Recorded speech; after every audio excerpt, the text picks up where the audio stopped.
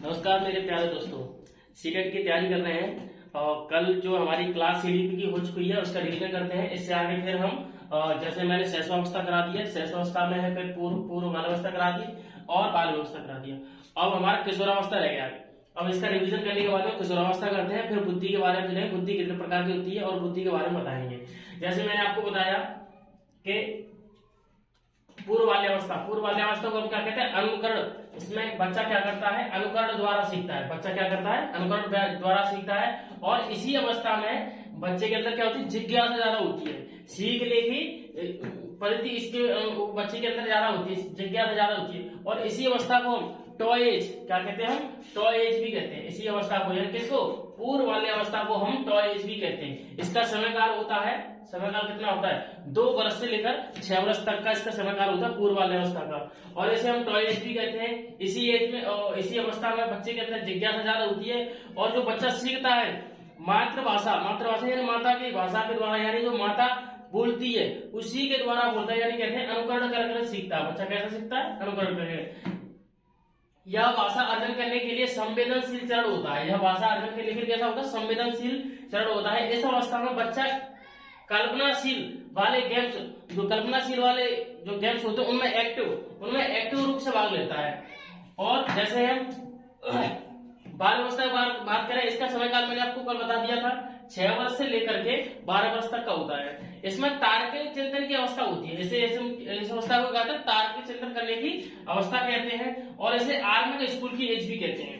इस अवस्था को आरंभिक स्कूल की एज भी कहते हैं। और इसे गंदी अवस्था भी कहते हैं। इस बाल अवस्था को क्या कहते हैं? बाल अवस्था को गंदी एज भी कहते हैं। और इसे स्फूर्ति अवस्था यानी स्मार्ट एज भी कहा जाता है इसे। और इसे खेलों की अवस्था भी कहता है। खेलों के अंदर गेम स्टेज, खेलों की अवस्था भी कहता है। और इसी अवस्था को हम समूह, टोली, गैंग की अवस्था भी कहते हैं। इसी अवस्था को क्या कहेंगे हम? समूह, टोली, गैंग की अवस्था भी कहते हैं। और जीवन की अनोखा काल होता है। कैसा होता है? जीवन का अनोखा काल होता है। अब हम चलते हैं इसे जो किशोरावस्था के बारे में। किसके बारे में? किशोरावस्था के बारे में।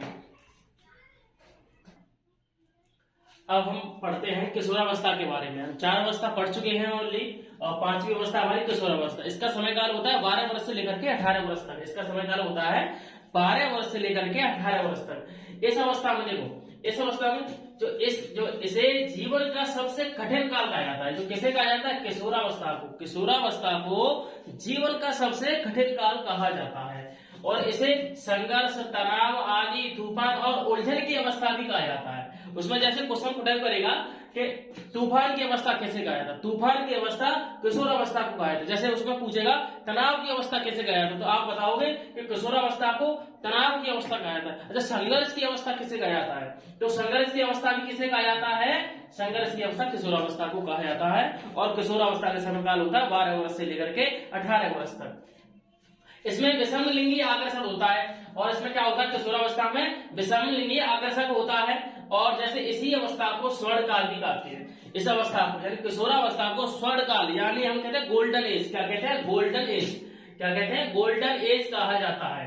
किशोरावस्था को गोल्डन एज भी कहते हैं और स्वर्णकाल भी कहते हैं। इस अवस्था में वीर पूजा यानी हीरो वर्शिप की भावना होती है किशोरावस्था में। किस अवस्था में? किशोरावस्था में हीरो वर्शिप कह सकते हैं, या आप कहेंगे वीर पूजा की भावना उत्पन्न होती है। इस अवस्था में बच्चे अमूर्त चिंतन, किसमें? अमूर्त चिंतन, या आप कह सकते हैं एब्स्ट्रैक्ट थिंकिंग करते हैं किशोरावस्था में। किशोरावस्था में क्या करते हैं? अमूर्त चिंतन या एब्स्ट्रैक्ट थिंकिंग करते हैं। तो आपकी जो किशोरावस्था पूर्ण रूप से कंप्लीट हुई। अब हम चलेंगे बुद्धि के बारे में। बुद्धि कितने प्रकार की होती है और बुद्धि में IQ लेवल किसके कितना क्या होता है, इसके बारे में चलेंगे। नमस्कार, थैंक यू आपको हमारी वीडियो देखने के लिए। और आपको हम आपसे कुछ नहीं, इतना ही कहेंगे कि जो सीटेट की तैयारी या यूपीटेट की तैयारी कर रहे हैं तो उन तक हमारी इस वीडियो को ज्यादा से ज्यादा पहुंचाएं और लाइक करें, शेयर करें। और अगर कोई त्रुटि हो तो कमेंट में जरूर बताएं। धन्यवाद।